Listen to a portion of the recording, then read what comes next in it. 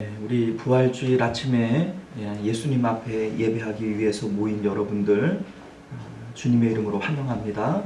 우리 예배가 한 1분 정도 시간이 남았는데 마음을 정돈하시고 예배에 집중하시길 바랍니다.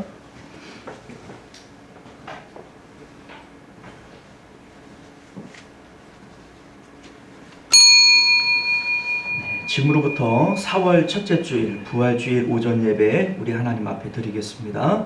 다 같이 묵도하십니다.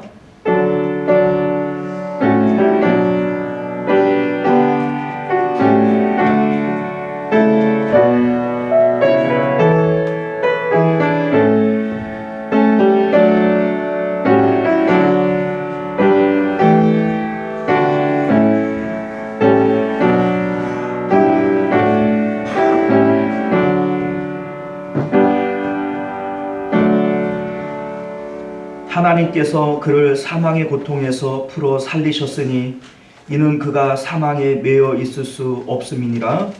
우리 주 예수 그리스도로 말미암아 우리에게 승리를 주시는 하나님께 감사하노라. 아멘.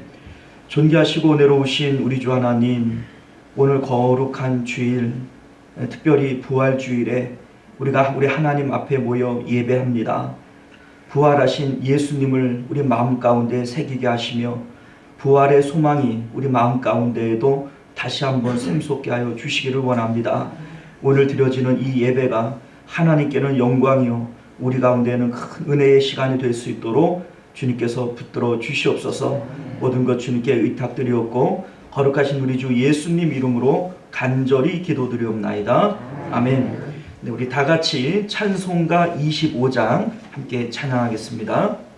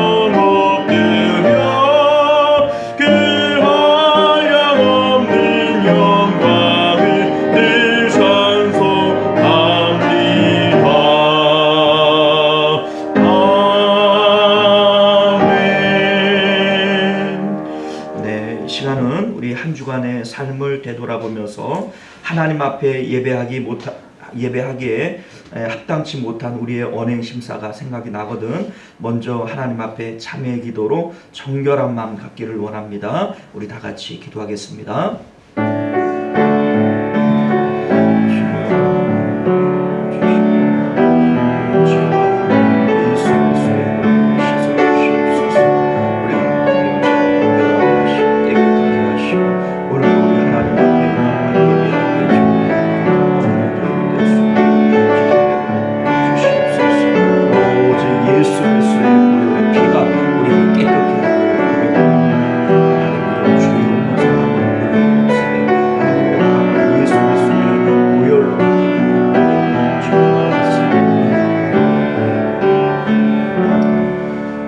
우리가 우리 죄를 자백하면 저는 미쁘시고 의로우사 우리 죄를 사하시며 모든 불의에서 우리를 깨끗게 하실 것이요 그러므로 이제 그리스도 예수 안에 있는 자에게는 결코 정죄함이 없느니라. 아멘. 네, 우리 교독문 134번 부활절 두 번째 교독문 우리 함께 교독하겠습니다. 내가 받은 것을 먼저 너희에게 전하였노니 이는 성경대로 그리스도께서 우리 죄를 위하여 죽으시고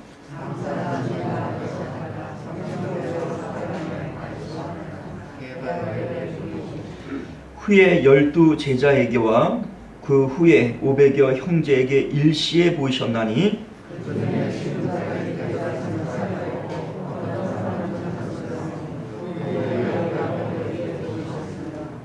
그 후에 모든 사도에게와 맨 나중에 만삭되지 못하여 난 자 같은 내게도 보이셨느니라.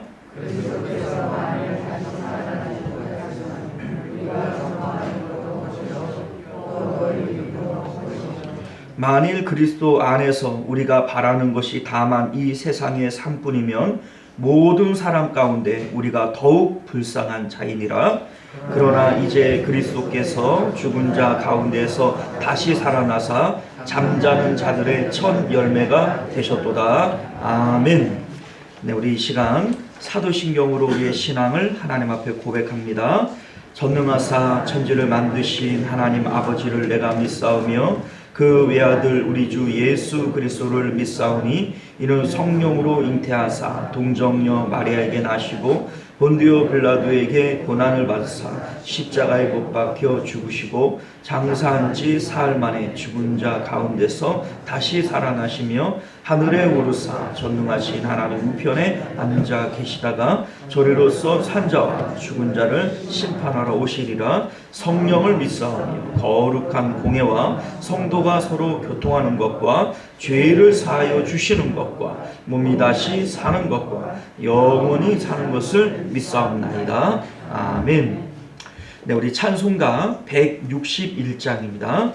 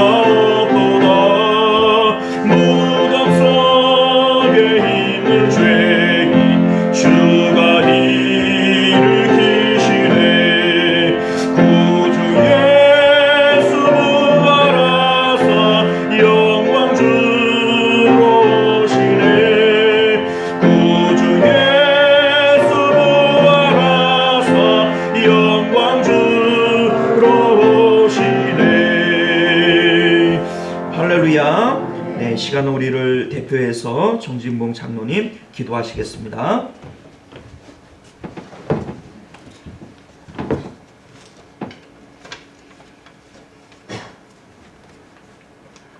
나는 부활이요 생명이니 나를 믿는 자는 죽어도 살겠고 하며 말씀하여 주신 주님, 지금도 살아계셔서 우리와 함께 하심을, 은혜와 평강으로 넘치게 하심을 진심으로 감사를 드립니다. 지난 주간도 주님의 뜻대로 살지 못한 저희들이 잘못된 죄를 용서하여 주시옵소서. 이 시간 정결한 마음으로 예배를 드리게 된 점을 하나님 앞에 감사드립니다. 주님의 말씀은 진리요 주님의 말씀에 순종하며 살게 하시고 날마다 말씀을 묵상하며 기도함으로 주님의 섭리를 깨닫게 하옵소서. 비록 어려운 일이 우리 앞길을 가릴지라도 부활하신 주님의 삶을 본받아 온유하고 겸손하며 영원한 소망을 기대하며 살기를 원합니다. 혹시 교만하거나 오만하여서 주님의 영광을 가리는 삶이 아니라 낮아지고 겸손하여 주님의 자녀답게 살기를 원합니다. 부활하신 주님, 무덤 가운데서 머물러 계시지 않으시고 승리의 부활로 우리에게 참된 빛과 소망을 안겨주신 주님께 감사와 찬송을 드립니다. 이 땅엔 종교가 많이 있으나 죽은 자 가운데서 살아나신 예수 그리스도의 흉내낼 수 있는 종교가 없으며 영원한 생명을 안겨줄 종교들 없음을 감사함을 드립니다. 오직 예수 그리스도만이 우리를 위하여 영원한 초설 예배하시고 해요. 죽음에서 부활하시었고 영생의 기쁨을 갖게 주셨으니 감사합니다. 그 복찬 감사와 긍휼을 진심으로 감사와 찬양을 드립니다. 간절히 기도하오니 저희들에게 강하고 담대한 믿음을 주셔서 고난을 두려워하지 않고 비겁하게 죽음을 두려워하지 않게 하여 주시옵소서. 주님께서 나를 위해 십자가 지셨으니 나도 주님의 십자가 따라가기 위하여 그 십자가 따라가는 저희들이 되게 하여 주시옵소서. 저희들은 부활주를 맞이하여 잠자고 있던 우리의 모습을 과감히 떨쳐버리고 부활의 참 소망의 주님을 바라보며 하늘의 신령한 은혜를 누리고 어두운 신령을 새롭게 하여 주님의 몸된 교회에 더욱 중수하는 시원소 성도님이 다 되도록 은혜 베풀어 주시옵소서. 사랑의 하나님 감사합니다. 코로나 바이러스 백신이 개발되어 접종하고 있습니다. 모든 성도들이 백신을 접종하고 마스크를 벗어 던지고 마음 놓고 찬양하고 예배할 수 있는 은혜를 허락하여 주시옵소서. 목사님과 전 교인이 합심하여 교회 이전 문제를 놓고 기도하고 있습니다. 어느 곳이든지 주님께서 함께 하시는 좋은 곳으로 인도하여 주실 줄 믿습니다. 정신적으로 육체적으로 고난을 받는 환우들이 있습니다. 주님이 함께하여 주시옵소서. 내조하는 사모님과 자녀들의 건강도 지켜주시옵소서. 오늘도 말씀을 전하신 목사님에게 능력과 권능을 주시어 주님의 말씀을 전하실 때 저희들에게는 사모하는 마음으로 아멘 아멘 할 수 있는 은혜를 베풀어 주시옵소서.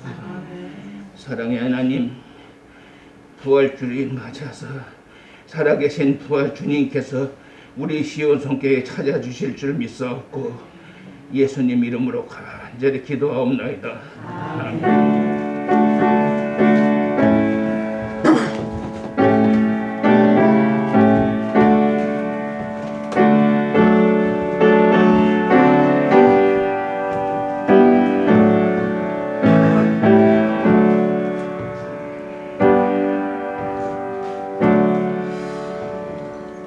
감사합니다. 오늘 우리에게 주시는 하나님 말씀 요한복음 20장 19절로 23절까지 말씀입니다. 요한복음 20장 19절로 23절까지 말씀 신약성경 184년대입니다. 우리 찾으신 줄 믿고 우리 한 절씩 교독하겠습니다. 이날 곧 안식 후 첫날 저녁 때에 제자들이 유대인들을 두려워하여 모인 곳의 문들을 닫았더니 예수께서 오사 가운데 서서 이르시되 너희에게 평강이 있을지어다.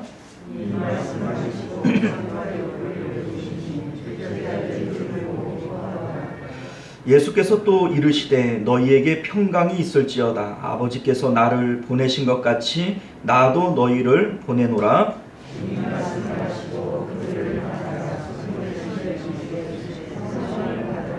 함께 했습니다. 너희가 누구의 죄든지 사하면 사하여질 것이요 누구의 죄든지 그대로 두면 그대로 있으리라 하시니라. 아멘. 우리 잠시 기도하겠습니다. 존귀하시고 내려오신 우리 주 하나님, 이제 하나님 앞에 예배하던 중 주님의 말씀을 받을 시간입니다. 겸손한 마음, 또 주님 앞에 순종하는 그런 복된 믿음을 허락하여 주셔서 이 말씀들이 우리 마음 가운데 생명의 역사를 일으키는 귀한 능력이 되게 하여 주시옵소서. 거룩하신 예수님 이름으로 간절히 기도드리옵나이다. 아멘. 네, 사랑하는 성도 여러분들 반갑습니다. 오늘 복된 주일, 부활주일을 맞아서 하나님 앞에 예배하러 모이신 여러분들을 예수님 이름으로 환영하고 또 축복합니다. 오늘 우리는 함께 읽은 본문의 말씀을 중심으로 예수님의 부활과 세 가지 명령이라고 하는 제목으로 하나님 말씀을 나누도록 하겠습니다. 제가 먼저 재미있는 얘기를 하나 해드릴게요. 옛날에 말끝마다 당신이 뭘 알아요? 당신이 뭘 알아? 이렇게 늘 남편을 구박하던 한 부인이 있었답니다. 이 부인은 늘 남편을 무시해왔고 또 구박을 해왔기 때문에 좀처럼 정이 없어 보였어요. 그런데 어느 날 이 부인에게 전화가 한 통 걸려옵니다. 당신 남편이 교통사고가 나서 지금 주거 병원에 있으니까 와서 신원을 확인해 달라는 거예요. 너무 깜짝 놀라서 병원에 달려가서 보고 이렇게 덮어놨던 천을 열어보니까 정말 자기 남편이 맞는 거예요. 평상시에 많이 구박했고 또 무시했던 남편이지만 그렇게 누워있는 남편을 보니까 너무나도 마음이 아팠어요. 그 남편의 가슴을 막 치면서 웁니다. 이 야속한 양반아, 먼저 가면 어떡하냐고 한참 울었어요. 그런데 한참 울다가 보니까 남편이 슬그머니 일어나더니 여보, 나 아직 안 죽었어 이러는 거예요. 그랬더니 이 부인이 뭐라 하는지 아세요? 당신이 뭘 알아요? 의사가 죽었다는데. 자, 이렇게 얘기를 하니까 옆에는 그 집사님, 남자 집사님들이 자꾸 이렇게 눈치를 주는 것 같아요, 그죠? 자, 우리 여자 집사님들을 위해서, 남자 집사님들을 위해서, 여자 집사님 있죠? 다른 얘기 한 가지 더 할게요.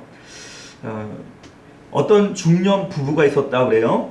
이 중년 부부가 있었는데 요번에는 부인이 먼저 심장마비로 돌아가셨습니다.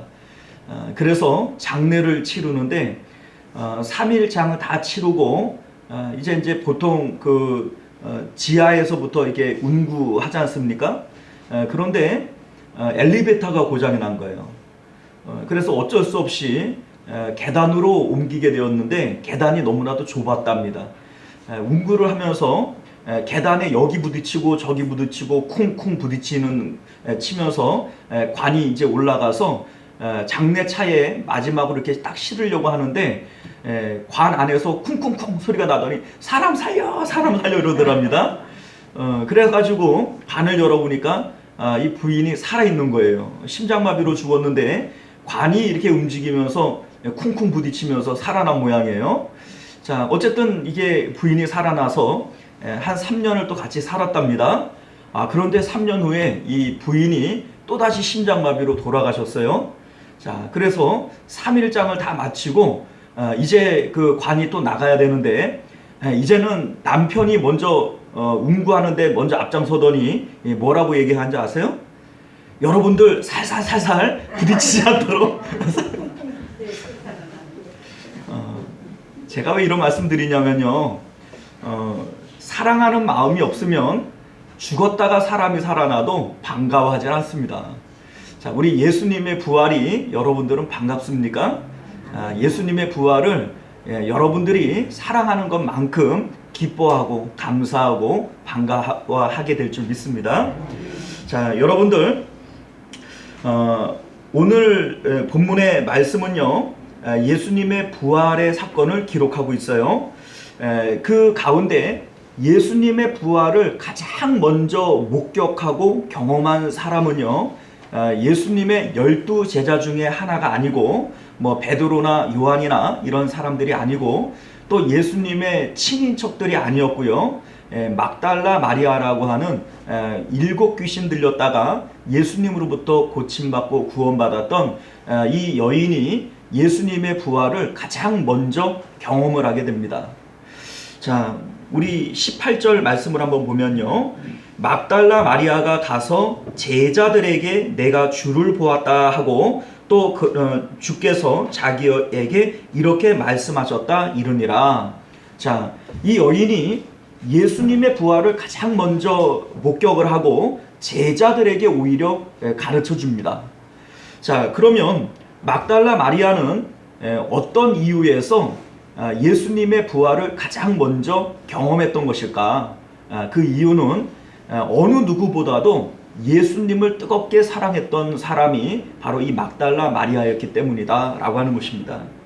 자, 1절 말씀부터 우리가 앞에 나오는 내용들을 좀 살펴보면 안식 후 첫날 일찍이 아직 어두울 때에 막달라 마리아가 무덤에 와서 돌이 무덤에서 옮겨진 것을 보고 라고 되어져 있어요.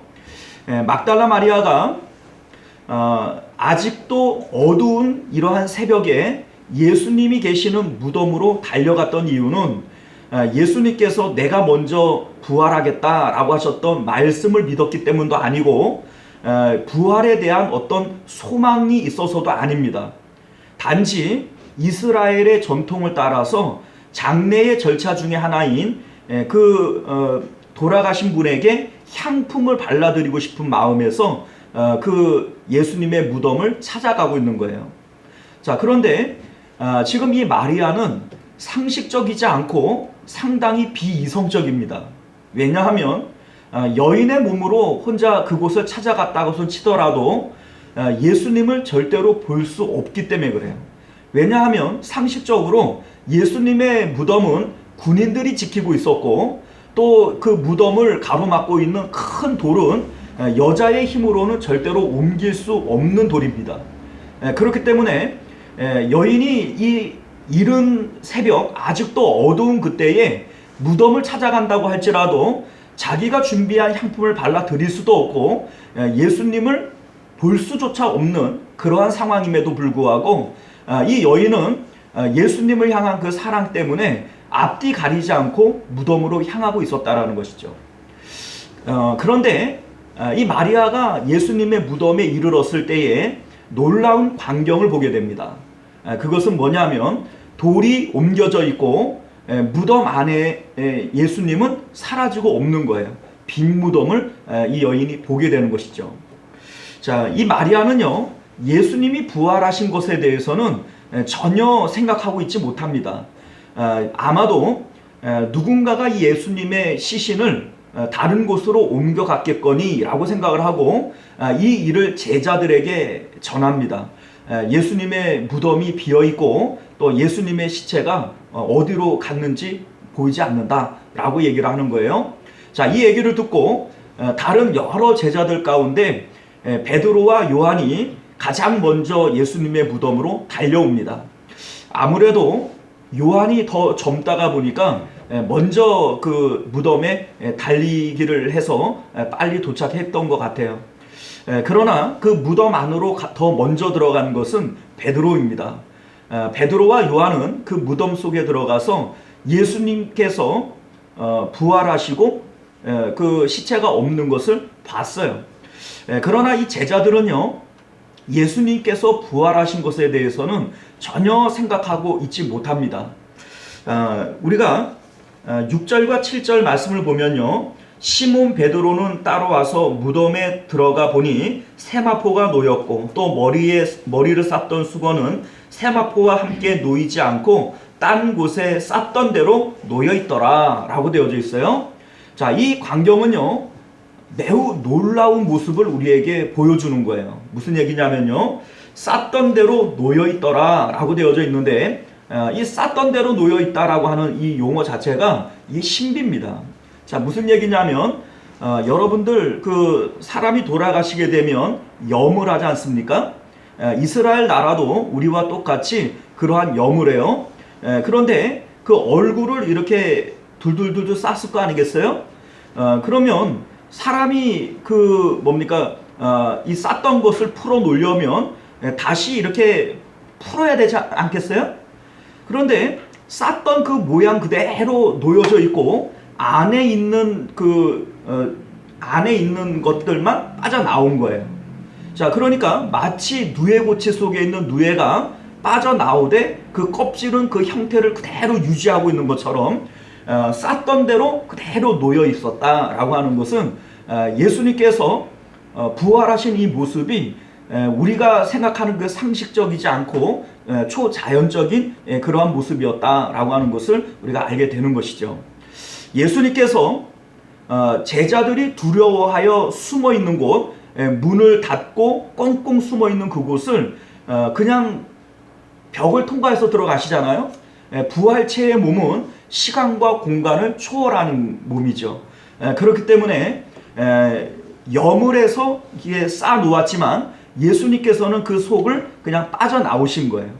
자, 이 정도의 모습을 봤다면 제자들이 예수님께서 내가 먼저 살아나리라, 그리고 너희보다 먼저 갈릴리로 가리라 하셨던 이 말씀을 기억해야 되지 않겠어요? 그럼에도 불구하고 9절과 10절 말씀을 보면 그들은 성경에 그가 죽은 자 가운데에서 다시 살아나야 하리라 하신 말씀을 아직 알지 못하더라, 이렇게 되어져 있죠. 부활을 믿지 못한 거예요. 자, 그 결과 10절을 보면 이에 두 제자가 자기의 집으로 돌아갔다, 이렇게 되어져 있습니다. 자, 제자들은요 놀라운 광경을 보았음에도 불구하고 부활을 믿지 못했어요. 그리고 이상하다 이러한 마음만 가지고 자기 집으로 돌아가죠. 그러나 막달라 마리아는요 그 빈 무덤을 떠나지 않습니다. 제자들은 함께 보고 돌아가지만 막달라 마리아는 그곳에 여전히 남아 있어요. 그러나 이 막달라 마리아도 예수님의 부활을 믿었기 때문에 그 자리에 남아 있는 것은 아니었습니다. 다만 예수님을 향한 그 사랑 때문에 예수님의 시신이라도 찾고 싶은 거예요. 그것이라도 보고 싶은 겁니다. 그래서 그 마리아는 바깥에서 무덤 안을 울면서 바라봅니다. 11절을 보면 마리아는 무덤 밖에 서서 울고 있더니 울면서 굽으려 무덤 안을 들여다보니 흰옷 입은 두 천사가 예수의 시체에 뉘었던 곳에 하나는 머리편에 하나는 발편에 앉았더라 라고 되어져 있어요. 자, 여기에 나오는 이 두 천사는요 아마도 우리가 생각하는 날개 달린 천사는 아니었던 거예요. 왜냐하면 그 뒤에 이어지는 대화의 내용을 보면 여자여 어찌하여 우느냐. 자, 마리아가 대답을 합니다. 사람들이 내 주님을 옮겨다가 어디에 두었는지 내가 알지 못하기 때문입니다. 자, 그 마리아가 천사를 보지만 천사인 줄 알아요, 몰라요? 몰라요. 모르고 있어요. 그 천사가 사람인 것처럼 그렇게 알고 대화를 하는 이런 내용을 보게 됩니다. 자, 이렇게 예수님을 애타게 찾을 때 예수님께서도 자신을 마리아에게 드러냅니다. 그 14절 이하를 보면요, 이 말을 하고 뒤로 돌이켜 예수께서 계신 것을 보았으나 예수인 줄은 알지 못하더라. 예수께서 이르시되 여자여 어찌하며 울며 누구를 찾느냐 하시니 마리아가 그가 동산직인 줄 알고 이르되 주여 당신이 옮겼거든 어디 두었는지 내게 이르소서 그리하면 내가 가져가리이다. 자, 부활하신 예수님께서 마리아에게 자신을 보이셨음에도 불구하고 마리아가 알아봐요, 못 알아봐요? 못 알아봐요. 동산직인 줄 알았다, 이렇게 봅니다. 자, 그러니까 마리아도 예수님께서 부활하신 것을 믿지 못했고 천사를 보고 또 부활하신 예수님을 봤지만 그가 천사인 줄도 예수님인 줄도 몰랐다는 거예요. 자, 그런데 예수님께서 마리아를 부르십니다. 마리아야 라고 부르실 때 16절을 보면 마리아가 그때서야 예수 있는지를 깨닫게 돼요. 예수께서 마리아야 하시거늘 마리아가 돌이켜 히브리 말로 라보니 하니 이는 선생님이라고 하는 말이라, 이렇게 되어져 있죠. 자, 평상시에 마리아는요 예수님을 선생님 하면서 따라다녔을 겁니다. 그런데 예수님의 부활하신 형태의 모습을 보고는 예수님을 몰라봤어요. 동산직인 줄 알았습니다.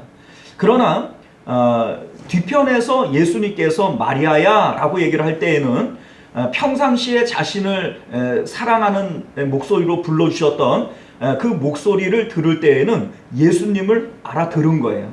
그리고 선생님 하고 그 뒤를 돌아본 것이죠. 우리는 이 대목에서 예수님께서 이런 말씀을 하신 것을 기억할 필요가 있어요. 양은 목자의 음성을 압니다.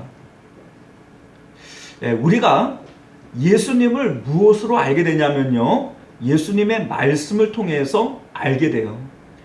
그래서 우리가 주님의 자녀들이고 주님의 제자들이라면 주님의 말씀을 알아들을 귀가 있음을 우리가 알게 된다는 것이죠. 자, 그리고 우리는 이 대목에서 또 한 가지를 생각해 볼 것이 있는데, 그 자리에는요 이미 천사들도 있었고 예수님도 그 무덤 안에 여전히 있었던 거예요. 베드로와 요한이 그 무덤 안을 들어가서 살펴봤지 않습니까? 그럼에도 불구하고 천사도 못 봤고 예수님도 못 봤어요. 제자들이 돌아가고 난 이후에 마리아가 그곳에 남아서 울며 예수님의 시신이라도 찾고자 할 때, 그때야 천사와 예수님을 보게 된 겁니다. 자, 그러면 왜 제자들은 보지 못한 그 천사와 예수님을 마리아는 볼 수 있었던 것일까? 자, 우리는요 잠언서 8장 17절 말씀을 기억할 필요가 있어요. 나를 사랑하는 자들이 나의 사랑을 입으며 나를 간절히 찾는 자가 나를 만날 것이니라. 자, 이게 무슨 얘기예요? 제자들은 똑같은 장소에 있었지만 천사도 못 봤고 부활하신 예수님도 못 봤습니다. 그러나 마리아는 어떻게 그곳에서 천사와 예수님을 만났냐면 예수님을 사랑하는 마음으로 예수님을 간절히 찾았기 때문인 거예요. 예수님을 간절히 찾고자 할 때 예수님께서는 자신을 드러내어 마리아에게 보여주셨던 것이죠. 우리는요 우리의 주변에 천사도 있고 예수님도 있음을 믿으십니까? 자, 지금 우리 옆에 천사도 있고 예수님도 계신 거 믿으세요? 우리 성경 말씀을 통해서 이것은 틀림없는 사실입니다. 마태복음 18장 10절을 보면 삼가 이 작은 자 중에 하나도 없인 여기지 말라. 너희에게 말하노니 그들의 천사들이 하늘에서 하늘에 계신 내 아버지의 얼굴을 항상 배웁느니라. 이렇게 말씀하셨어요.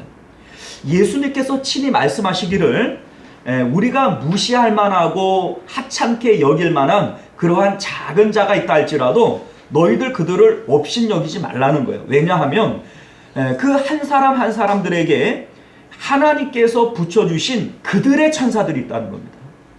그리고 그들의 천사들이 날마다 하늘과 그 사람 사이를 오르락 내리락 하면서 하나님의 얼굴을 뵙는다라는 거예요.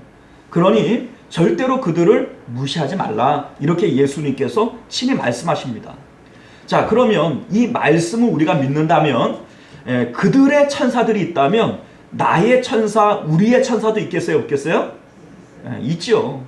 우리 권사님 옆에 있잖아요. 지금 있습니다. 천사가 우리 옆에 있어요. 자, 예수님 하나님은 우리 옆에 있을까요? 없을까요? 있지요. 시편 139편 7절 이하를 보면 다윗이 이러한 고백을 해요. 내가 주의 영을 떠나 어디로 가며 주의 앞에서 어디로 피하리까? 내가 하늘에 올라갈지라도 거기 계시며 스올에 내 자리를 펼지라도 거기 계시니이다. 내가 새벽 날개를 치며 바다 끝에 가서 거주할지라도 거기서도 주의 손이 나를 인도하시며 주의 오른손이 나를 붙드시리이다. 자, 우리가 하늘에 올라가고 땅속 깊숙한 곳에 내려가고 저 바다 끝에 거할지라도 그곳에 우리 하나님 계세요, 안 계세요? 계신다라는 거예요. 자, 그러니 지금 내 좌우 옆에 우리 하나님 계십니까, 안 계십니까? 계세요. 자, 지금 베드로와 요한도요, 예수님이 지금 옆에 있고 천사가 옆에 있음에도 불구하고 못 봤어요. 못 만났습니다. 그런데 마리아는 동일한 장소에서 천사도 보았고 예수님도 만났습니다. 오늘날 우리들도 마찬가지예요. 지금 우리 옆에 베드로와 요한이 보지 못한 것처럼 천사도 있고 예수님도 계세요. 그런데 우리는 왜 예수님을 못 보고 천사를 못 볼까요? 마리아처럼 사랑하는 마음으로 간절히 찾는 마음이 없기 때문에 부활하신 예수님을 못 만나는 겁니다. 자, 우리가 오늘날도 부활하신 예수님을 만나고 또 우리에게 보내진 그 천사를 만나는 방법은 오직 한 가지예요. 사랑하는 마음으로 간절히 찾으면 우리에게도 예수님께서 드러내 보여주실 줄 믿습니다.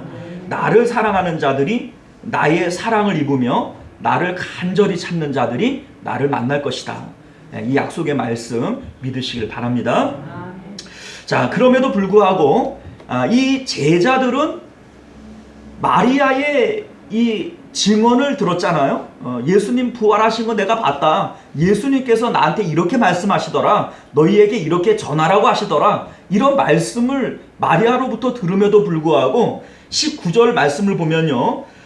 이날 곧 안식 후 첫날 저녁 때에 제자들이 유대인들을 두려워하여 모인 곳에 문을 닫았더니 이렇게 되어져 있죠. 자, 부활하신 예수님에 대한 소식을 들었어요. 그런데 제자들은 오히려 이상한 반응을 보여요. 어느 곳에 들어가서 숨고 문을 닫고 유대인들을 두려워하여 덜덜덜덜 떨고 있습니다. 자, 그 이유가 뭘까요? 부활을 믿지 못하기 때문입니다.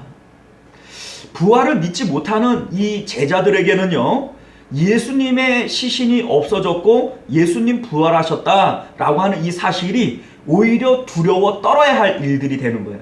왜냐하면요, 무덤이 열렸고 시체가 없어졌습니다. 그러면 유대인들의 관원들과 공회원들 또 군인들이 누구를 가장 의심하겠어요? 제자들을 의심하죠.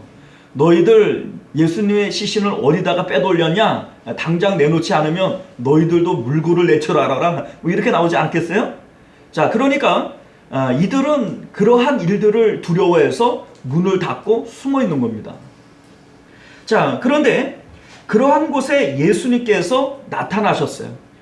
문을 닫았고 그들은 숨어 있지만 부활하신 예수님께서는 시간과 공간을 초월해서 그들이 숨어 있는 그 장소로 나타나신 겁니다.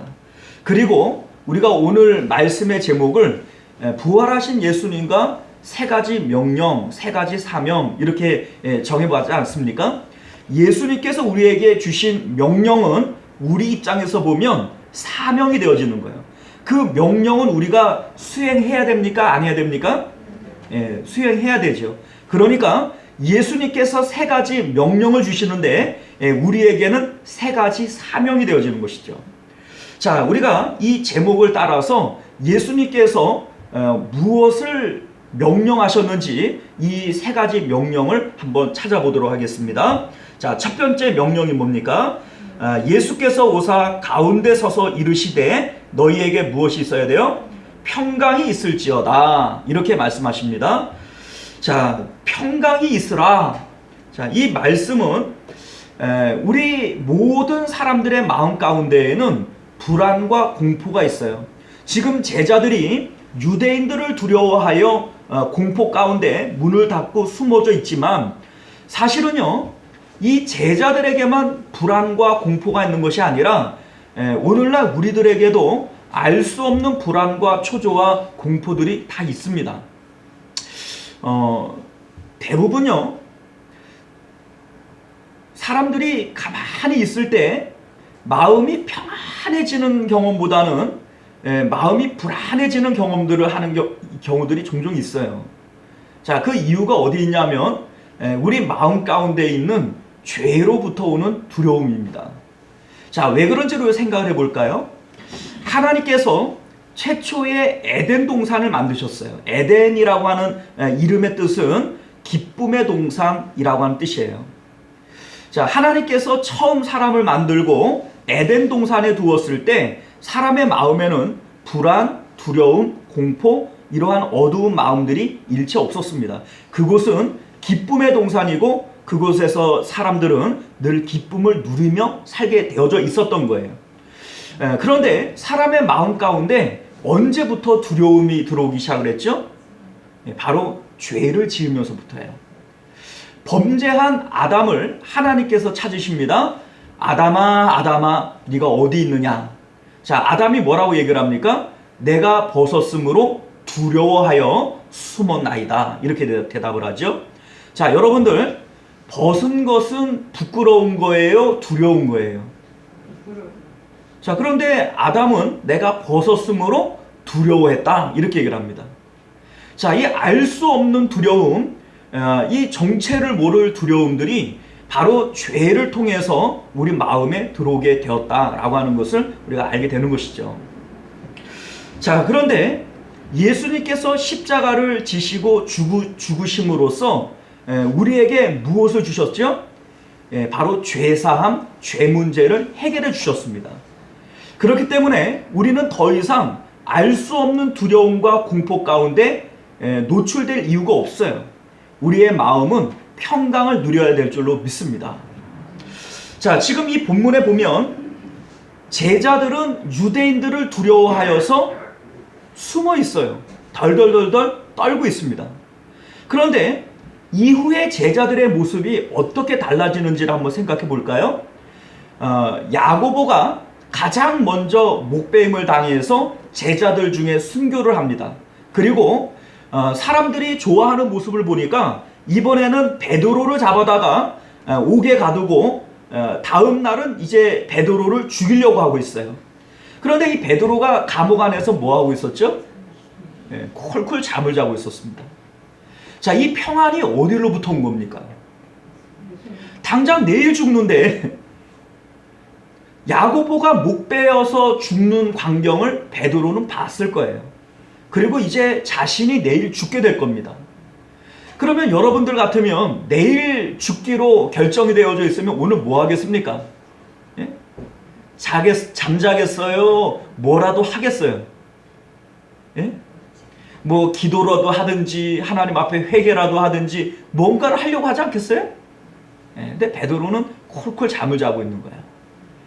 자, 이 평안함, 세상이 줄 수 없는 이 평안을 우리 예수님께서, 부활하신 예수님께서 주신 것인 줄 믿으시길 바랍니다. 그리고 이 평안을 오늘날 우리들에게도 이 평안이 있을지어다 주님께서 명령하셨고, 이 명령을 우리가 수행해야 될 줄 믿습니다. 세상이 줄 수 없는 이 평안함, 돈이 없다고 불안해요? 자식이 뭐 잘못됐다고 불안해요? 건강이 남만 못하다고 불안해요? 이 불안은 여러분들 죄에서부터 오는 것임을 믿으시길 바랍니다.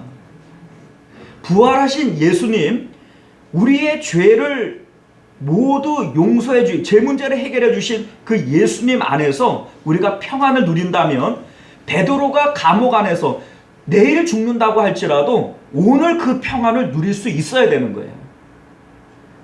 이 평안이 저와 여러분들에게 있으시기를 주님 이름으로 축원드립니다. 자, 부활하신 예수님께서 두 번째 제자들에게 명령하신 것이 뭘까요? 바로 전도의 명령이에요. 우리 21절 말씀 같이 한번 읽어봅니다. 시작.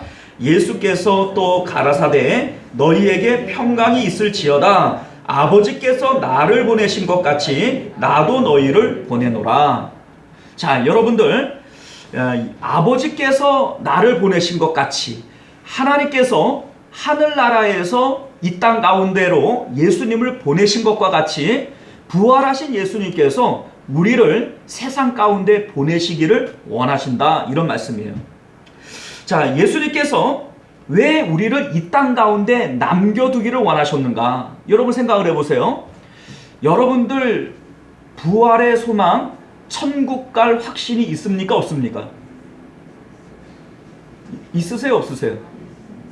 있죠.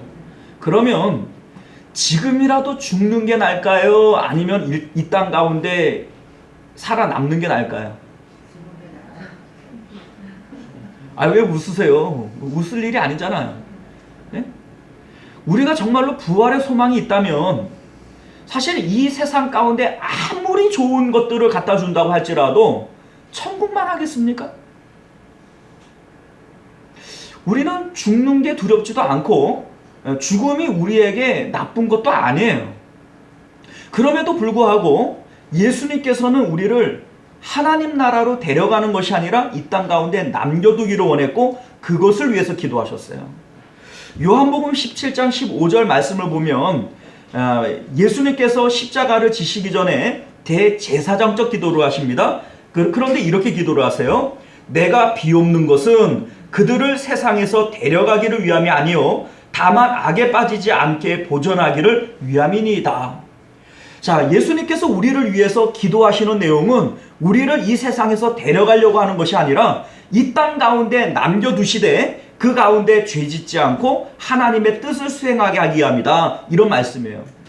자, 그러면 이 땅 가운데 남겨져 있는 우리에게 주어진 사명이 뭐냐? 왜 하나님께서는 우리를 이 땅 가운데 남겨두기를 원하셨는가? 바로 전도를 위한 거라는 거예요. 자, 그 이유를 생각을 해보면 여러분들 잘 생각을 해보세요. 사도행전 10장을 보면 고넬료라고 하는 사람이 나와요. 그는 로마의 백부장으로서 경건한 유대인들로부터도 칭찬받는 사람들이었습니다. 그는 날마다 하나님 앞에 기도했고 구제했어요. 그래서 어느 날 천사가 나타났습니다. 너의 기도와 구제가 하나님께 상달되었다. 이렇게 말씀하세요. 여러분들 천사 봤어요? 여러분들의 기도와 구제가 하나님께 상달되어서 천사가 나타난 적 있어요? 고넬료가 이 정도 사람이에요. 그런데 놀라운 것은 뭐냐면 고넬료는 구원받지 못한 사람이었다는 거예요. 자, 천사가 하는 말이 뭐냐면 너는 요바에 있는 베드로를 청해다가 구원의 말씀 복음을 들으라는 거죠. 자, 그러면 고넬료는 구원 받은 사람이에요? 못 받은 사람이에요? 못 받았으니까 구원의 복음을 사람을 청해다가 들으라는 거잖아요. 그리고 베드로를 청하여 들을 때 그가 믿고 세례받고 구원을 받지 않습니까? 자, 그러니까 우리가 교회에서 기도 많이 한다고 뭐 나는 천사를 받네 뭐 이러한 어떤 뭡니까 신비한 체험이 있다고 이게 구원받은 증거가 아닙니다, 여러분들. 이해하세요? 고넬료가 기도가 많고 구제가 많고 천사를 본 사람이라니까요. 그런데 구원받지는 못했어요. 구원받은 사람은 아닙니다. 그러니까 오늘날 교회 안에도 기도 많이 하고 뭐 봉사도 많이 하고 구제도 많이 하고 꽤 겉으로 봐서는 믿음 좋은 것 같은데 구원받지 못한 성도들 많습니다. 구원의 복음을 제대로 듣지 못하면 구원이 뭔지를 제대로 모르면 교회 안에 구원받은 것처럼 보이는 가짜 구원받은 사람들 많습니다. 그렇기 때문에 우리는 이 구원에 대한 메시지들을 제대로 들어야 되는 거예요. 자, 또 한 가지는요. 천사가 나타났잖아요. 천사가 우리보다 하나님 나라에 대한 사정을 더 잘 알겠어요? 우리가 더 잘 알겠어요? 우리가 더 잘 알까요? 천사는 날마다 하늘을 오르락 내리면서 하나님의 얼굴을 배웠느니라 이렇게 됐잖아요. 그럼 천사가 우리보다 이 구원의 복음을 더 잘 알지 않겠어요? 그런데 천사가 나타났으면 고넬료에게 이 복음을 직접 전해주면 되잖아요. 그런데 왜 요바에 있는 멀리 있는 베드로를 청해다가 이 구원의 복음을 들으라 이렇게 얘기를 합니까? 이유가 뭐예요? 이 구원의 복음을 전할 수 있는 자격과 특권은 오직 구원받은 우리들에게만 있기 때문에 그래요. 천사도 할 수 없어요. 천사는 알아도 못해요.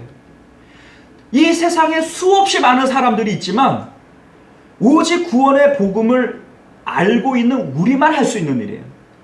많은 사람이 있지만 그들은 몰라서 못하고 우리만 할 수 있는 일이에요. 하늘의 천사도 못하고 세상에 수없이 많은 사람이 있어도 그들은 못해요. 오직 부활의 소식을 들은 우리만 할 수 있어요. 이 일을 위해서 예수님께서 우리를 데려가기 위한 것이 아니라 이 땅 가운데 남겨두기 위해서 기도하셨다는 겁니다. 자, 이 전도의 사명 중요해요? 안 중요해요? 그래서 에스겔서 3장 18절 이하의 말씀을 보면 우리가 잘 알고 있는 대로 가령 내가 악인에게 말하기를 너는 꼭 죽으리라 할 때에 내가 깨우치지 아니하거나 말로 악인에게 일러서 그가 악한 길을 떠나 생명을 구원하게 하지 아니하면 그 악인은 그의 죄 중에서 죽으려니와 내가 그의 핏값을 내 손에서 찾을 것이라. 이렇게 얘기를 하죠. 자, 이 말씀이 이제 우리가 이해가 가지 않습니까? 아, 그거 왜 꼭 나한테 그런 말씀을 하세요? 나만 할 수 있기 때문에 그래요. 하늘의 천사도 못하고 이 땅에 수없이 많은 사람이 있어도 그들은 못해요. 오직 구원의 복음을 먼저 전해받은 나만 할 수 있어요. 그러니까 우리 주님께서 그 복음을 전할 때에는 우리에게 상급을 주시지만 전하지 않을 때는 그 핏값을 나에게서 찾겠다 하신 이 말씀이 절대로 지나친 말씀이 아닌 겁니다. 사도 바울이요, 데살로니가 전서 2장 19절에서 이런 말씀을 하세요. 우리의 소망이나 기쁨이나 자랑이나 면류관이 무엇이냐? 그가 강림하실 때 우리 주 예수 앞에서 너희가 아니냐? 이게 무슨 얘기예요? 내가 하나님 앞에 받을 면류관이나 상급이 뭐냐 이거예요. 바로 내가 전도한 너희들이 내 상급이다, 내 면류관이다, 이렇게 고백을 하는 것을 보게 됩니다. 실질적으로 우리가 하나님 앞에 섰을 때에 이 땅 가운데 우리를 남겨두셨어요. 그 남겨둔 이유와 목적이 뭐예요? 이 땅 가운데에서 하나님의 이름을 선전케 하기 위해서 남겨둔 거예요. 그 선전을 통해서 많은 사람들이 믿게 될 것이고 또 그들이 구원을 받을 것입니다. 이걸 우리는 전도라고 얘기를 해요. 이 일을 위해서 하나님께서 우리를 이 땅 가운데 남겨두신 겁니다. 이것이 부활하신 예수님께서 우리에게 주신 두 번째 명령이라는 겁니다. 자, 세 번째, 우리에게 주신 명령이 뭘까요? 22절 말씀 봅니다. 이 말씀을 하시고 그들을 향하사 숨을 내쉬며 이르시되 뭐래요? 성령을 받으라 라고 명령하셨어요. 자, 오늘날 우리들은요, 성령 받기를 마치 옵션처럼 생각하는 경향들이 있어요. 받아도 그만이고 안 받아도 그만이고, 받으면 좋고 못 받으면 할 수 없고. 그러나 성령을 받으라 라고 하신 이 명령은요, 예수님께서 우리에게 권고로 주신 것이 아니라 명령으로 주신 겁니다. 우리 주님께서 명령하신 것은 우리에게는 사명이에요. 성령 받고 성령 충만함을 누리는 것은 우리가 해도 되고 안 해도 그만인 것이 아니라 반드시 해야 될 우리에게 사명이다 라고 하는 것을 기억하시길 바랍니다. 자, 왜 그런가? 이 성령 충만한 것은요, 앞에 나오는 두 가지 명령을 수행할 수 있는 결정적인 열쇠가 되기 때문에 그래요. 너희에게 평강이 있을지어다. 그리고 내가 너희를 세상에 보내노라. 그런데 이게 우리가 몰라서 안 되는 게 아니잖아요. 여러분들, 예수님께서 부활하셨으니 우리 마음에 평강이 있어야 되는 건 맞아요, 틀려요? 알죠? 여러분들 전도해야 되는 거 몰라서 못했어요? 알았는데 못했잖아요. 이게 왜 그런가? 우리 안에 성령이 충만하지 못하기 때문입니다. 그래서 예수님께서는 땅끝까지 복음 전하라 라고 하는 이 명령을 제자들에게 하셨는데, 그런데 먼저 해야 될 것을 뭐라고 말씀하셨어요? 예루살렘을 떠나지 말고 아버지께서 약속하신 것 곧 성령을 기다리라, 이렇게 말씀하시죠. 복음 전해야 되는 사명이 있는 건 맞아요. 우리 마음이 세상이 줄 수 없는 평강을 누려야 되는 건 맞아요. 그런데 이것이 우리의 의지로 되는 것이 아니고 우리가 알고 있는 지식으로 되어지는 게 아닙니다. 성령에 붙들려지고 성령이 충만할 때 이 일이 되어질 줄로 믿습니다. 여러분들, 베드로와 요한이요, 복음을 전하다가 공회에 붙들려가요. 그리고 그곳에서 흠씬 두들겨 맞습니다. 그리고 위협을 합니다. 너희들이 이제 예수의 이름으로 도무지 말을 전하지 말라. 한 번만 더 하면 너희도 죽을 줄 알아라. 뭐 이런 뉘앙스로 얘기하지 않았겠어요? 그런데 이들이 뭐라고 대답을 하죠? 뭐라고 대답을 해요? 우리가 하나님 앞에서 너희 말 듣는 것이 옳으냐? 아니면 하나님 말씀 듣는 게 옳으냐? 너희가 직접 판단해 봐라. 이렇게 얘기를 하면서 이들이 당당히 그 공회를 떠나면서 뭐라고 기록이 되어져 있냐면 예수의 이름으로 핍박받는 것을 합당히 여기며 돌아갔다 했어요. 합당히 여겼다. 자, 이게 뭘 얘기를 해줍니까? 이들의 마음 가운데에는 평안이 있어요, 없어요? 있어요.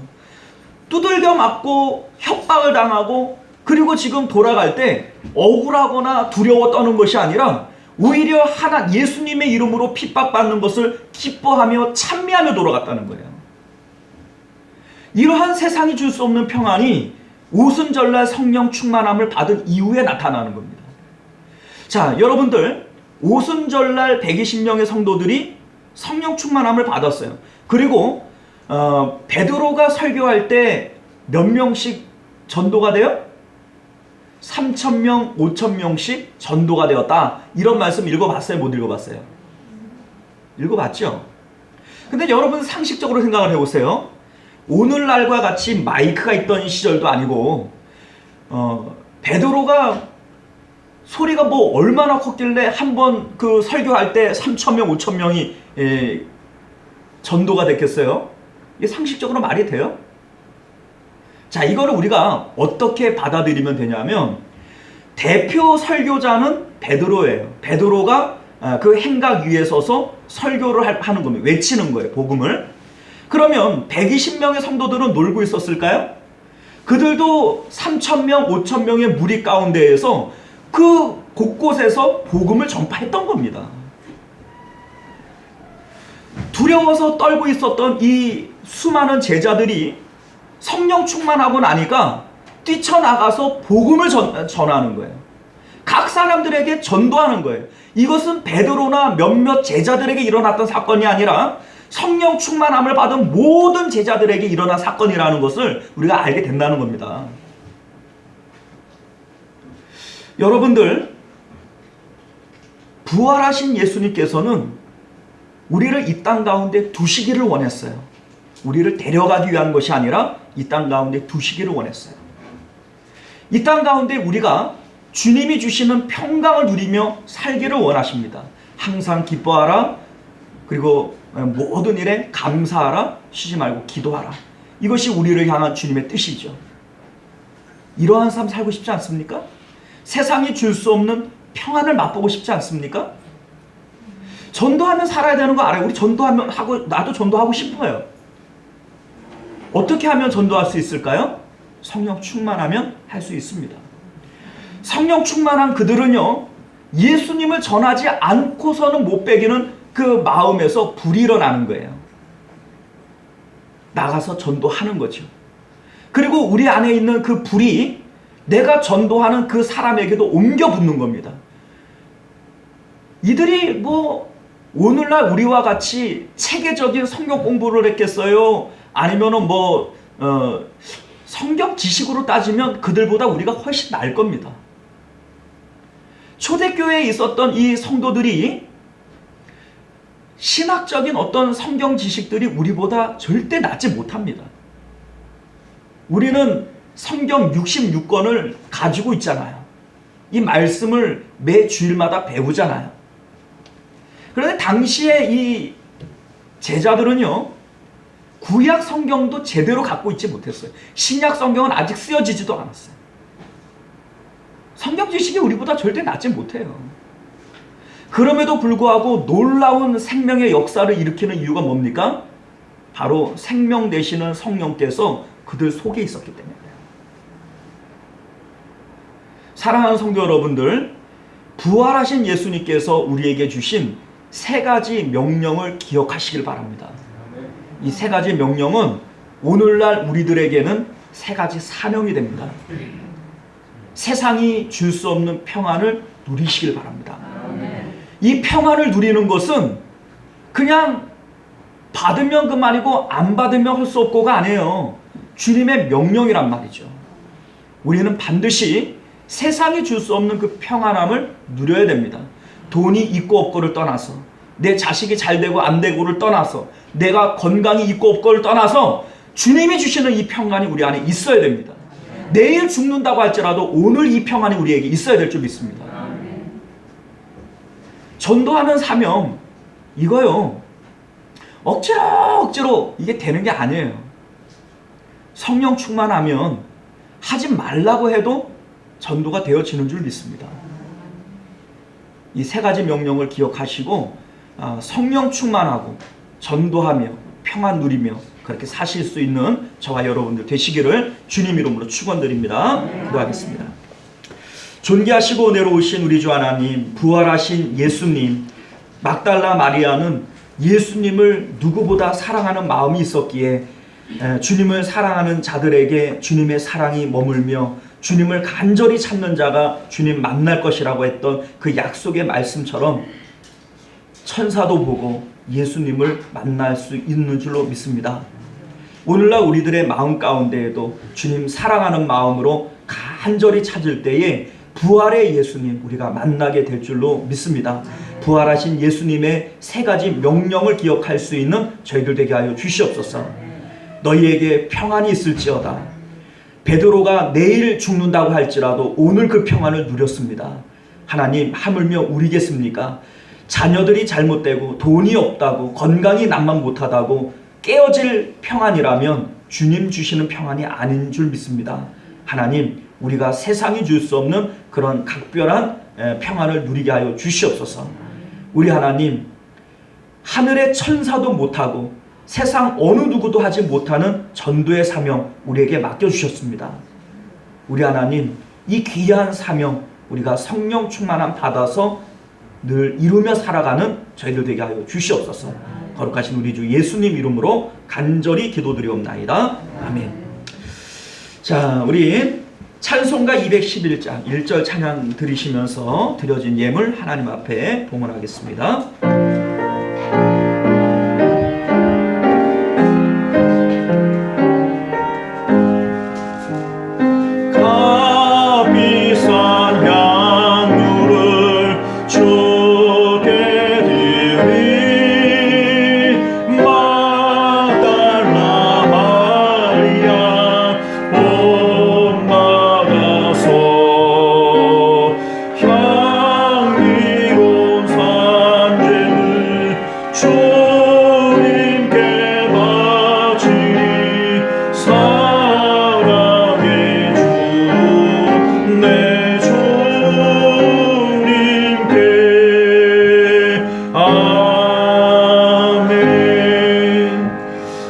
하나님 앞에 11조 예물, 선교 예물, 구제연금, 감사 예물 드리셨고요. 또 주일원금과 부활절 예물 주님 앞에 드렸습니다. 우리 드려진 예물을 위해서 우리 잠시 기도하겠습니다.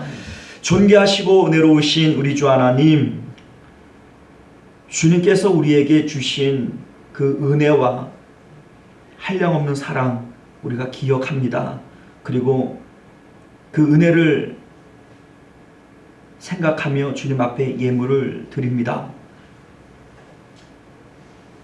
우리 주님께서 생명 주시고 그 살과 피를 주신 것에 비하면 우리의 이 예물이 도대체 뭡니까? 그러나 우리가 드릴 것 없고 이것밖에는 주님 앞에 할 것 없어서 이거 주님 앞에 드립니다. 우리 하나님, 우리의 믿음과 정성과 마음을 받아 주옵시고 이 예물이 하나님의 기쁨 되어지고 또 주님 피 묻은 복음이 전파되어지는 곳에 귀히 쓰임 받게 하여 주옵소서. 드리고 싶은 마음이 있고 또 드릴 생각은 있지만 드릴 예물 없어 주님 앞에 빈손으로 나온 손길들이 있습니까? 주님, 믿음 주시고 물질도 더하여 주셔서 하나님 앞에 넉넉히 드리고도 남음이 있도록 축복하여 주시옵소서. 주께서 예물 드린 손길들마다 주님께서 100배로 갚아주실 줄 믿사옵고 거룩하신 우리 주 예수님 이름으로 간절히 기도드리옵나이다. 아멘. 자, 우리 주보를 참조하셔서 교회 소식 전해드리도록 하겠습니다. 자, 우리 2021년도 우리 교회의 표어는 삶의 예배에 힘쓰는 교회입니다. 오늘은요 부활주일입니다. 우리가 부활의 주님을 늘 증거하며 사시기를 바랍니다. 교회에서 준비한 계란과 음료수를 받으시기를 바라겠고요. 지난 한 주간 있었던 고난 주간 저녁 기도회는요 은혜 가운데 잘 마쳤고 또 많은 분들 또 참여해 주셨는데 참여해 주신 모든 분들께 감사드립니다. 내일부터 시작되어지는 새벽 기도회, 우리가 이제 창세기부터 쭉 강해를 해 나오고 있는데 지난주에 10편까지 딱 마쳤어요. 10편 150편까지를 딱 마쳤고 이제 내일부터는 잠언서 들어갑니다. 새롭게 한번 도전해 보시길 바라요. 잠언서 아주 또 재미있는 책입니다. 좋은 책인데 제가 뭐 예전에 들은 얘기가 있는데 극동방송을 창설하신 김장한 목사님이라고 있어요. 이분이 이제 라디오에서 인터뷰를 하는데 원래 미군 부대 하우스보이 출신이라고 그래요.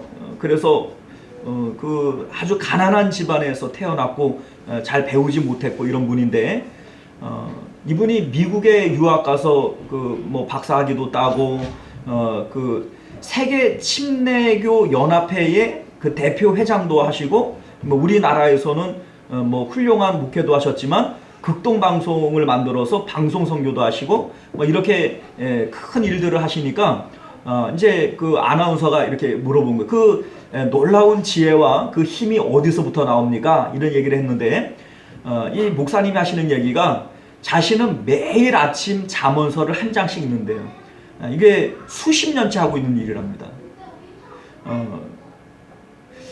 잠언서가 31장이거든요. 그러니까 하루에 한 장씩 읽으면 딱 한 달 걸려요. 31일 날은 한 달 걸리고 30일인 날은 이제 마지막에 2장 읽으면 되고요. 자, 그런데 이분이 하시는 말씀이 자기의 모든 지혜와 무슨 일을 할 수 있는 이 추진력은 잠언서에서 나온다 이런 얘기를 하셨다는 거죠. 그래서 자기는 수십 년째 잠언서를 매일 한 장씩 읽는다. 자, 여러분들도 잠언서 한번 배워보고 싶지 않습니까? 새벽 예배 나오시기 바랍니다. 어차피 안 나올 거니까. 자, 어쨌든 간에 우리가 새벽에 이제 잠언서 시작을 할 거고요. 다음 주일은 우리 정재철 목사님 초청해서 말씀을 받도록 하겠습니다. 그동안 우리가 예배를 제대로 못 드렸고 또 9시와 11시 이렇게 두 번에 나눠서 예배를 드리니까 또 목사님 또 모시기가 쉽지 않은 거예요. 두 번 예배 드리시게 하기가 좀 어려워서.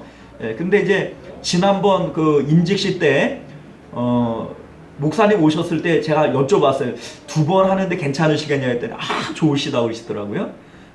2번 안에 3번이라도 하시겠다고. 자, 그래서 다음 주에 모시기로 했어요. 기대하시고 또 참석해 주시기를 바랍니다. 자, 우리 코로나 상황이지만 구역과 전도회를 돌보시기를 바랍니다. 뭐 전도회 모임도 못 갖고 뭐 이렇게 하지만 우리 이제 각 전도회장님 또 우리 구역장님들께서는 구역원들, 전도회원들 전화들도 한번 직접 하시고 오늘 특별히 부활주일이니까 부활의 소식도 좀 전하시고 이렇게 좀 하셨으면 좋겠습니다.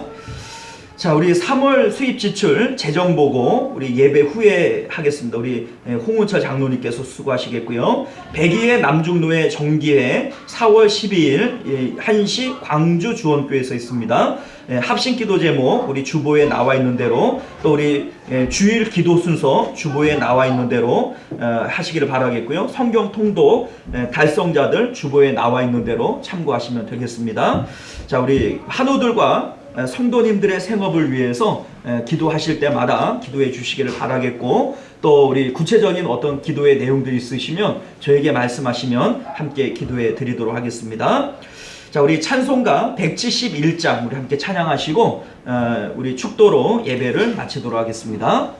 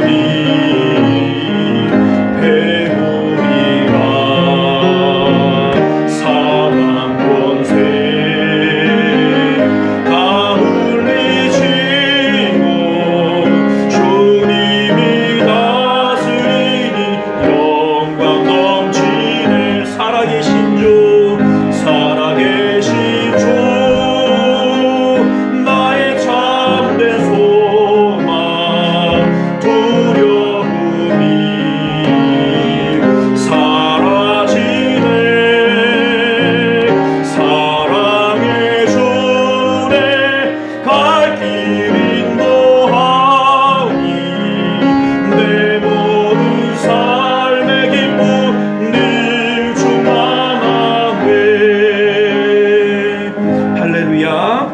네, 기도합니다. 존귀하시고 은혜로우신 우리 주 하나님, 주님께서 오늘도 우리 마음 가운데 살아계시고 또 세 가지의 명령, 평안을 주시고 전도할 사명, 그리고 성령 충만함 우리에게 받으라 명령하신 줄로 믿습니다. 이 명령을 사명으로 알고 그렇게 살게 하여 주시옵소서. 지금은 우리 주 예수 그리스도의 은혜와 만극하신 하나님 아버지의 사랑하심과 내주하시고 평안을 주시는 성령 하나님의 인도 보호하심이 오늘 우리에게 주시는 주님의 세 가지 명령을 우리의 사명으로 알고 살아가기를 힘쓰는 우리 모든 성도님들과 그들의 가정과 자녀들과 생업 가운데, 그리고 우리 시온성교회와 만국교회 가운데 지금으로부터 영원토록 함께 있을지어다. 아멘.